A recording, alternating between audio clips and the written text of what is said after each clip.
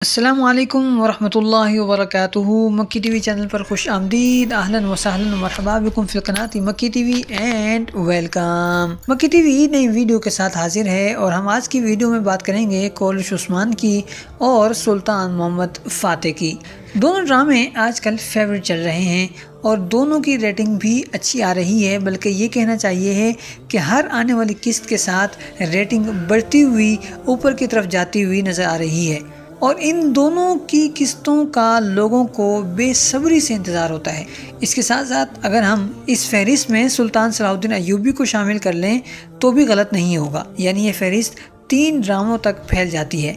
لیکن صورتحال تب بدل جاتی ہے جب آپ پورا ہفتہ ان کی قسطوں کا انتظار کرتے ہیں اور نہایت بے صبری سے انتظار کرتے ہیں، اور جب صبر کا میٹھا پھل ملنے ہی والا ہوتا ہے تو تب پتہ چلتا ہے کہ قسط نہیں آئے گی، بلکہ ایک ہفتہ مزید تاخیر سے آئے گی، جس کا مطلب یہ ہوگا کہ ہمیں اس قسط کے لیے ایک نہیں بلکہ 2 ہفتے تک صبر کرنا پڑ رہا ہوگا، اور ظاہر ہے کہ یہ ایک بہت ہی مشکل کام ہوتا ہے، اور پھر بہت بری فیلنگز بھی ہوتی ہیں، بہت برا محسوس بھی ہوتا ہے۔ مگر یہ بھی آپ جانتے ہیں کہ کوئی بھی یہ نہیں چاہتا کہ ہماری چیز جو مارکیٹ میں جانے والی ہے اور لوگ اس کو ہاتھوں ہاتھ لینے والے ہیں تو اس کو پہنچنے میں اور پھر اس سے حاصل ہونے والے فائدے میں تاخیر پڑے، یا کوئی سی قسم کی اس میں رکاوٹ کھڑی ہو، یا لوگوں کی دلچسپی نہ رہے۔ ایسا بالکل نہیں ہوتا، اور ہر شخص کی یہی چاہت ہوتی ہے کہ میری چیز فوراً مارکیٹ میں پہنچے اور فوراً ہی اس کو ہاتھوں ہاتھ لے لیا جائے، اور اس کا فائدہ جو بھی ہے وہ مجھ تک فوراً پہنچ جائے۔ مگر اس کے باوجود بعض اوقات تقدیر کے سامنے بندہ مجبور ہو جاتا ہے، اور تمام تیاریوں کے باوجود انسان کو ٹھہرنا پڑتا ہے، انسان کو رکنا پڑتا ہے، اور کچھ نہ کچھ بعض اوقات ایسا ہو جاتا ہے جس کی وجہ سے آپ مجبوراً ہی صحیح اپنے آپ کو روک کر، بلکہ یہ کہنا چاہیے کہ اندیکھی رسیوں سے باندھ کر اپنے آپ کو بیٹھے ہوئے ہوتے ہیں، اور اس ہفتے یہی کچھ کولش عثمان اور سلطان محمد فاتح کے ساتھ ہوتا ہوا بھی نظر آیا ہے۔ اور دراصل ہوا کچھ یوں ہے کہ ترکی کے ایک دور دراز شہر کارتال کایا، اور پھر اس کے بھی ایک چھوٹے علاقے جس کا نام ہے بولو، وہاں پر ایک 12 منزلہ عمارت میں آگ لگی ہے، اور یہ عمارت چھٹی ہونے کی وجہ سے بھری ہوئی تھی، یعنی کہ یہاں پر مسافر بہت زیادہ موجود تھے۔ تقریباً مسافروں کی جو تعداد بتائی جا رہی ہے وہ ہے 232 افراد یہاں ٹھہرے ہوئے تھے، اور چونکہ لوگ بہت زیادہ تھے اس کے اندر، لہٰذا جب یہ آگ لگی ہے تو پھر یہ پھیلتی چلی گئی ہے، اور پھر اس کی زد میں آ کر قریباً اب تک کی اطلاعات کے مطابق قریباً 76 یعنی 76 افراد کا انتقال ہو گیا ہے، اور تقریباً 50 سے 55 افراد زخمی بھی ہوئے ہیں۔ دراصل یہ ایک ریزورٹ تھا جس کا نام اسکائی تھا، اور پھر اس ریزورٹ کے اندر ایک 12 منزلہ ہوٹل تھا جس کا نام ہے گرینڈ کارٹل ہوٹل، اور اس کی 12 منزلیں تھیں، اور یہ ساری کی ساری منزلیں لکڑی کی بنی ہوئی تھیں، یعنی ان میں جتنا بھی کام کیا گیا تھا وہ سارا لکڑی سے تیار کیا گیا تھا، لکڑی کی تعمیر تھی۔ اور پھر اس کی 4تھی منزل پر کسی طرح سے آگ لگی ہے، اور پھر ظاہر ہے کہ لکڑی تھی تو لکڑی نے آگ پکڑ لی، اور پھر یہ آگ پھیلتی چلی گئی ہے، اور اوپر کی منزلوں میں جو لوگ تھے ان لوگوں نے اپنی جان بچانے کے لیے وہاں جو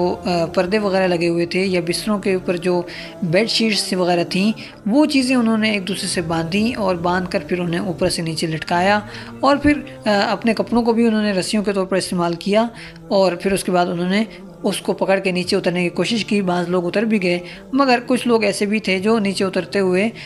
گر گئے، اور پھر انہیں وہاں سے زبردست قسم کی چوٹ بھی لگی ہے، اور اب یہ سب لوگ ہسپتال میں ایڈمٹ ہیں اور ان کے زخموں کا علاج کیا جا رہا ہے۔ کیونکہ یہ ایک بہت بڑا حادثہ تھا، اور اس حادثے کے نتیجے میں قریباً 60 سے 70 افراد انتقال کر گئے ہیں، بلکہ اب تو یہ کہنا چاہیے کہ 70 سے 80 افراد کا انتقال ہو گیا ہے۔ لہٰذا اس کے بعد پورے ملک میں 3 دن کے لیے پرچم سرنگو کر دیا گیا ہے، یعنی کہ سوگ منایا جا رہا ہے، اور یہ علاقہ ملک کے دور دراز علاقوں میں شامل ہوتا ہے۔ اس کے باوجود ترکی کے صدر جناب رجب طیب ایردوان وہاں پہنچے ہیں، اور انہوں نے وہاں تعزیت بھی کی ہے، اور یہ اعلان بھی کیا ہے کہ مجرموں کو قرار واقعی سزا دی جائے گی۔ اب تک آگ لگنے کی وجوہات سامنے نہیں آئیں، اور یہ کہا جا رہا ہے کہ تحقیقات اب تک جاری ہیں، لیکن اس کے باوجود قریباً 12 افراد کو گرفتار کر لیا گیا ہے، جن میں اس ہوٹل کا مالک بھی شامل ہے۔ جب تک کہ تحقیقات کے مطابق جو اب تک ہوئی ہیں اس کے مطابق ہوٹل میں جو انتظامات تھے آگ لگنے کے حوالے سے یا دوسرے کسی بھی حادثے کے حوالے سے کہ کوئی بھی حادثہ اس طرح کا پیش آ سکتا ہے، تو جتنے بھی انتظامات ممکن تھے وہ پہلے سے ہی مکمل تھے اور وہ ہوئے تھے۔ جبکہ اس ہوٹل کی جو آخری انسپیکشن ہوئی تھی حکومت کی جانب سے وہ سال 2024 کے آخر میں ہوئی تھی۔ تو اب سوال پھر یہ بنتا ہے کہ ترکی ایک کوئی پاکستان تو ہے نہیں کہ جہاں پر آگ لگی اور پھر اتنے زیادہ لوگوں کا انتقال ہو گیا، تو ایسی کیا وجہ بنی؟ تو اس کی وجہ بہت سادہ ہے، جیسا کہ ہم نے آپ کو گزشتہ ویڈیو میں بتایا تھا کہ آج کل سردیاں چل رہی ہیں اور ترکی اور یورپ وغیرہ میں برف باری کچھ زیادہ ہی ہوتی ہے، اور یہ اتنی زیادہ ہوتی ہے کہ معمولات زندگی ٹھہر جاتے ہیں اور ان میں رکاوٹ پیدا ہو جاتی ہے، جس کی وجہ سے لوگوں کا باہر نکلنا آنا جانا مشکلات اور پریشانیوں کا سبب بن جاتا ہے۔ اس وجہ سے لوگ گھروں کے اندر یا پھر ہوٹلوں کے اندر رہنے کو ہی ترجیح دیتے ہیں، اور اس سب کی وجہ برف باری ہوتی ہے۔ اسی وجہ سے جب ہوٹل میں آگ لگی ہے تو برف باری کی وجہ سے آنے جانے کے راستے محدود ہو چکے تھے، بند ہو چکے تھے، لہٰذا فائر بریگیڈ کو جو گاڑی وہاں سے نکلی تھی شہر سے یہاں تک پہنچنے کے لیے اس کو برف باری کی وجہ سے دیر ہو گئی، اور جب تک فائر بریگیڈ کی گاڑیاں وہاں تک پہنچی ہیں تو تب تک وہاں اچھا خاصا نقصان ہو چکا تھا، اور اب اسی سوگ کی وجہ سے ہی سلطان الفاتح کی قسط کو روک لیا گیا تھا۔ اس وقت وہ منگل کی شام تھی، یعنی دوپہر بھی آپ کہہ سکتے ہیں کہ اس وقت وہ آگ لگی تھی، اور اسی شام سلطان الفاتح کی قسط بھی آنی تھی، تو ان لوگوں نے اتنا زیادہ نقصان ہو گیا اور اچانک سے یہ بات اتنی زیادہ پھیل گئی کہ ان لوگوں نے سوگ کے طور پر تمام ڈرامے جو اس دن آ رہے تھے وہ انہوں نے روک دیے۔ اور پھر اس کے بعد آج بدھ ہو گیا ہے، یعنی جس وقت یہ تحریر لکھی جا رہی ہے تو یہ بدھ ہے، اور آج کورل عثمان کی قسط آنے کا دن ہے، مگر سوگ چونکہ 3 دن کا ہے اور 3 دن کے لیے ترکی کا پرچم سرنگوں رہے گا، لہٰذا اس سوگ میں حصہ لینے کے لیے یا اپنا حصہ شامل کرنے کے لیے کورل عثمان کی انتظامیہ نے بھی آج قسط جاری کرنے سے انکار کر دیا ہے، اور اب یہ قسط اگلے ہفتے آئے گی، یعنی کل عثمان غازی کی جو قسط آنی تھی وہ نہیں آئی، وہ اب اگلے ہفتے آئے گی۔ اسی طرح سلطان الفاتح کی قسط جو اس منگل کو آنی تھی وہ اب اس ہفتے تو نہیں آئی، اب وہ اگلے منگل کو آئے گی۔ جہاں تک بات ہے کورل عثمان کی آنے والی قسط کی اور